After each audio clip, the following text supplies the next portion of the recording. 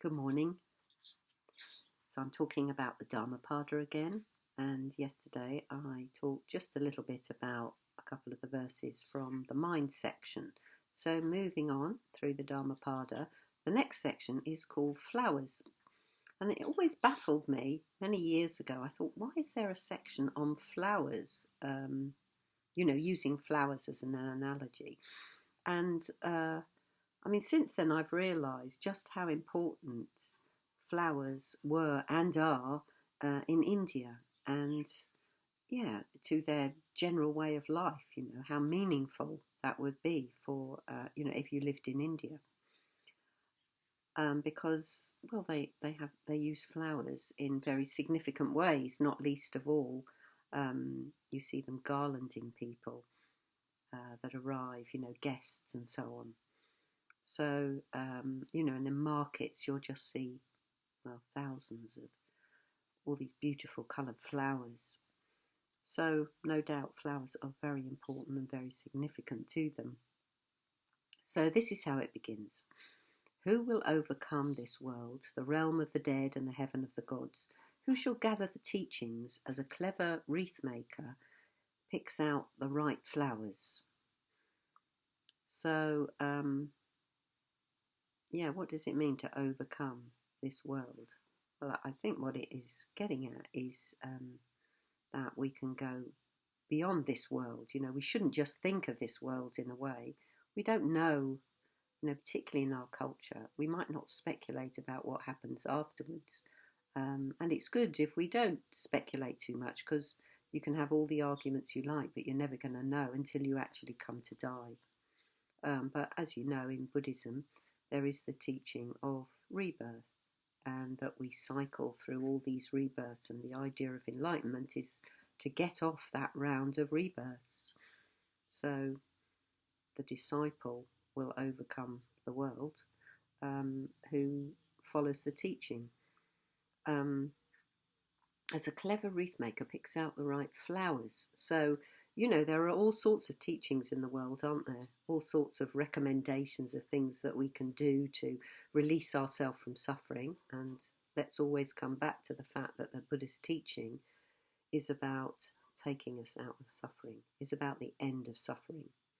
That's why we practice. And ultimately we practice not just to get out of our own suffering, but for the welfare of all beings, for the end of all suffering. But let's not jump ahead, First of all, we need to get out of our own suffering. But picks out the right flowers. So it's really important that we're on the right track, if you like, that we don't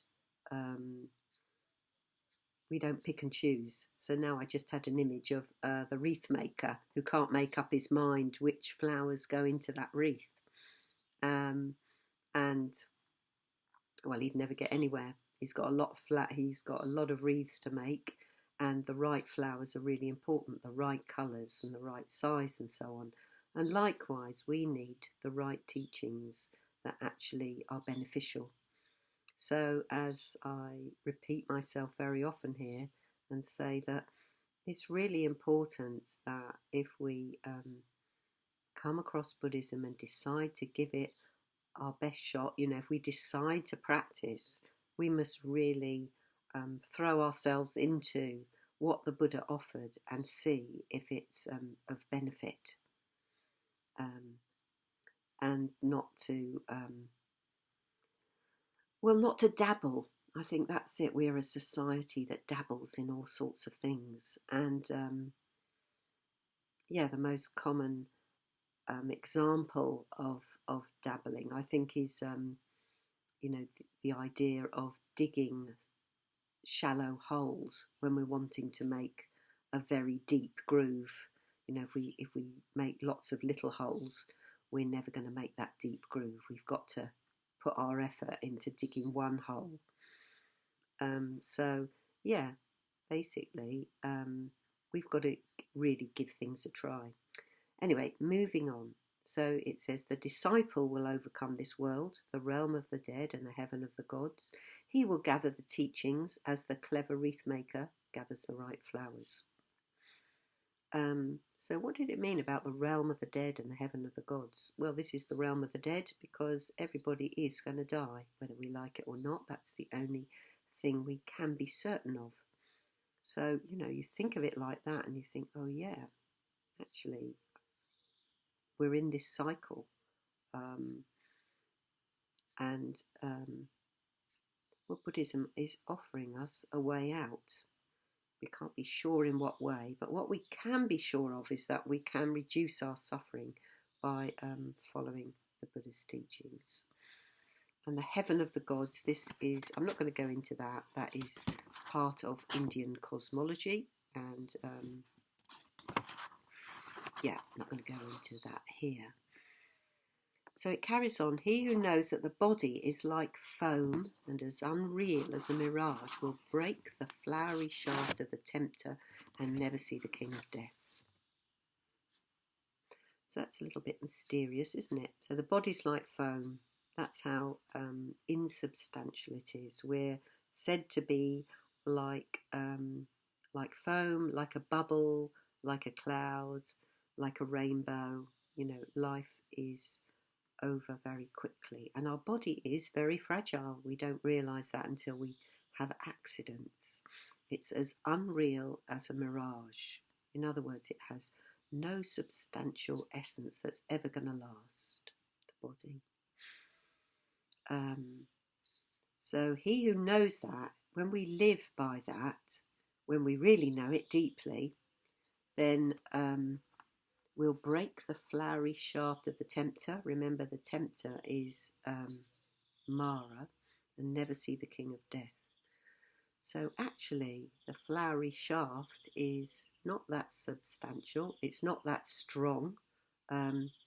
If we see reality, if we see how things really are, then yes, we won't be tempted to fall into negative mental states. We'll see them for what they are. And then, well, according to Buddhism, never see the king of death. We'll overcome the round of rebirths. And then it says, while a man is gathering the flowers of pleasure, death carries him off as a flood sweeps away a sleeping village.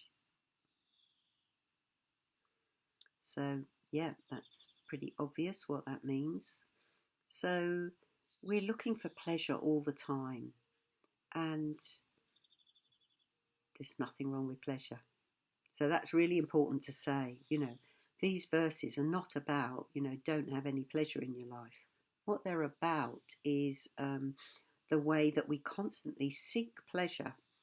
And it's a bit like turning away from reality all the time. Death carries him off as a flood sweeps away a sleeping village. So there's lots of images there, aren't there? So we come back to the fact that we're a bit asleep. We're asleep in the way of not seeing how things really are. And a flood, well, it's interesting, isn't it? Because water can look so innocent, can't it? It can, it gives life. It's so important to us. But actually, when it's out of control, it can sweep away a sleeping village. And unfortunately, we know that does happen in India. That the rains are so ferocious that they can and do sweep away a sleeping village, and none of those people are prepared for that to happen. But likewise, when we're in the throe of enjoying ourselves, we never know when death will come, and we need to always have that in our mind so that we can live our life fully. And similarly, the verse after that is, while a man is gathering the flowers of pleasure, he is overtaken by death before he is satisfied. So, yeah, as I'm often saying, there is no satisfaction to craving. It's very temporary. So, of course, it's important to have pleasure in our life. There's no harm in enjoying things, but always we should have the full picture in our mind that we never know when it's going to end. And indeed, everything does end. We know everything's impermanent. So however much we're enjoying ourselves, that's not going to be the full picture. And you can't satisfy craving by feeding it all the time. And of course, we know that our society does pretend that that is what we can do. We can have everything immediately we want it. And yeah, I find it quite sad, really, that that society encourages us to have everything now, and it means that people get into terrible debt that they're going to be paying off for most of their lives, and that can really get carried away because we want things right now rather than wait for them. So there's no way that we can ever satisfy craving.